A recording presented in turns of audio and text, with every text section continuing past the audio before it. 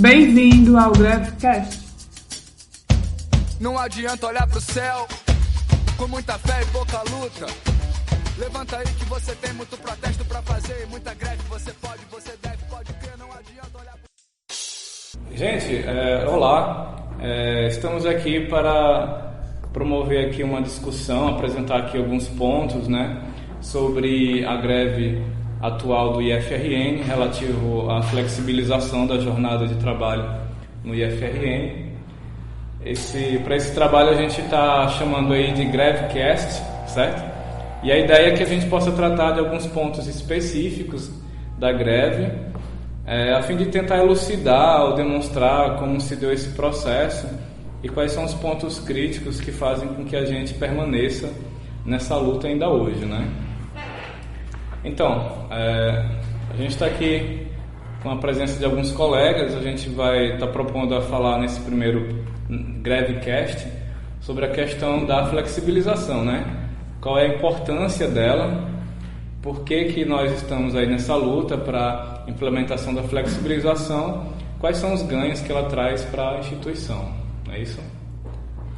Humberto, você pode apresentar para a gente alguns pontos aí? Primeiramente, a gente pode falar na questão da ampliação do horário de atendimento ao público. No arranjo que a gente tem hoje, os servidores trabalhando 8 horas diárias, a gente, matematicamente, se a gente fosse calcular, 8 vezes 5, 40. Ou seja, 40 horas de atendimento ao público por semana. No layout das 30 horas, seria 60 horas semanais, ou seja, é um incremento de 50%, passaria de 40 horas de atendimento ao público para 60. De Beleza. Que forma? Seria 12 horas, né, por dia e, no caso, 60 por semana.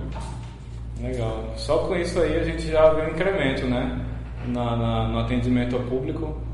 A gente 20 horas a mais. E dizer que são 20 horas, são 60 horas, 12 por dia ininterrupta, né? Isso, exato. Que aí a gente minimiza aquele problema das pessoas que só podem ter acesso a determinados serviços da instituição em momentos em que geralmente encontram um setor fechado, como o horário de almoço, né? Entre turnos. Aquele período, aquele momento que o aluno não está em aula, né? Ou antes da aula, ou depois da aula, ele pode ter acesso a esses serviços, né? Então a flexibilização ela promove isso também. E só acrescentando, já, além do horário de almoço, teria também esse finalzinho da tarde, início da noite. Se a gente considerar que um setor funcionando a partir das 7 horas da manhã, com o esquema das 30 horas, ele passaria a funcionar até 7 horas da noite. No mínimo, né? Pelo menos 12 horas ininterruptas, mas pode ser muito mais conforme o arranjo do setor, né? Tendo pessoas cumprindo essa escala, as propostas de escala, a gente pode aí ter até de 7 horas às 22 de forma ininterrupta também. Tranquilamente. Né? Tendo as condições para isso, né? E um outro ponto que a gente vê assim como interessante, que é promovido pela flexibilização, é relacionado à produtividade, né, dos trabalhadores. A gente sabe que estudos mostram isso, né, de que os trabalhadores tendo uma jornada menor e ininterrupta, ele consegue ter um rendimento maior do que quem trabalha 8, né? Você pode explicar um pouquinho do que você entende sobre isso? Isso, porque, por exemplo, um servidor que começa a trabalhar, por exemplo, de 7 a 1, daria 6 horas. Ele passaria esse tempo todinho na mesma atividade, sem ter praticamente nenhuma interrupção. Porque o que acontece hoje em dia na jornada das 8 horas? O servidor chega para trabalhar de manhã, por exemplo, de 8 às 12 e de 14 às 18. A atividade que esse servidor começasse a desempenhar na parte da manhã, inevitavelmente ia ter a interrupção, né, das 2 horas. Até porque é um direito do trabalhador, né, que trabalha 8 horas, ter pelo menos 1 hora de intervalo para almoço. Aí ele estaria trabalhando, teria que interromper o serviço até por uma necessidade fisiológica, né, de alimentação. Sim. E iria retomar de onde ele tinha parado antes do almoço. Ele ia ter que retomar, e lembrando que não é automaticamente, né, como um botão de liga e desliga. Ele vai se retomar daquele ponto que ele tinha parado, e você percebe que tem uma diminuição na produtividade para passar a aumentar a partir daquele ponto. A gente tem alguns estudos, né, mas de comissões que se debruçaram sobre esse ponto, né, e outros também, e que mostram claramente, né, como é o desempenho, fazendo até uma comparação entre o trabalhador que exerce uma jornada de 6 horas e outro que exerce uma jornada de 8. A gente tem o exemplo da Unipampa, né, um estudo feito lá pela comissão da flexibilização, né, da Unipampa, e mostra gráficos, né, que mostram exatamente isso. Então a gente tem aí 2 pontos, né, a questão da produtividade, e para a gente, especificamente na realidade do IFRN, a gente teve inclusive como demonstrar isso, né?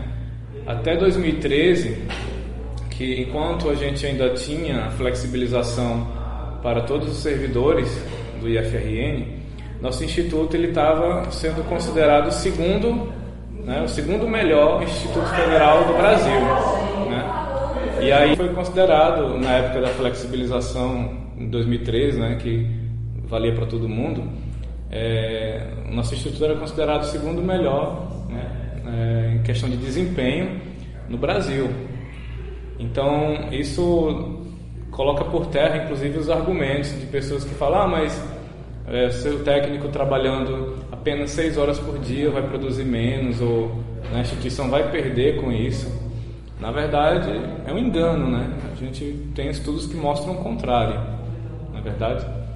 E é importante a gente deixar claro que para a sociedade a gente pôde, inclusive na proposta que a gente construiu nesse movimento agora, a gente pôde entender ou demonstrar qual era realmente a definição de público, né, para a nossa instituição.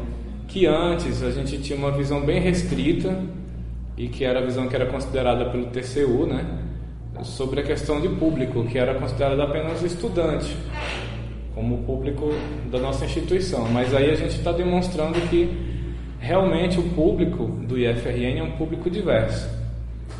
Então isso inclusive possibilita, diante da realidade do IFRN, a possibilidade da gente ter inúmeros públicos, né?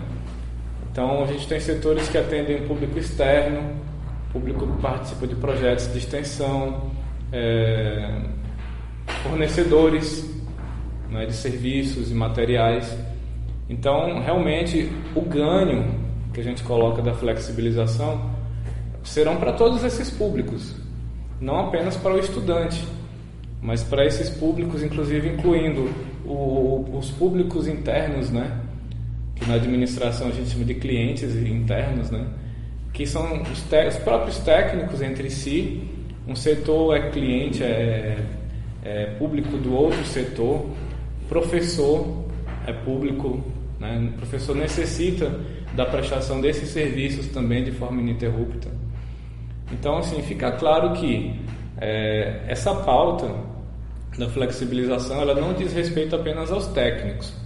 Não é apenas para atender uma demanda de satisfação apenas do técnico em cumprir uma jornada de trabalho menor. Mas, na verdade, é uma pauta que diz respeito a toda a instituição e aos seus diversos públicos pela questão do ganho na eficiência, na produtividade e no funcionamento da instituição. Não é isso? Beleza? Pois é, a gente vai encerrando esse primeiro Grevecast aqui, né? Grevecast piloto, né? E aí a gente segue com outros pontos nos próximos podcasts.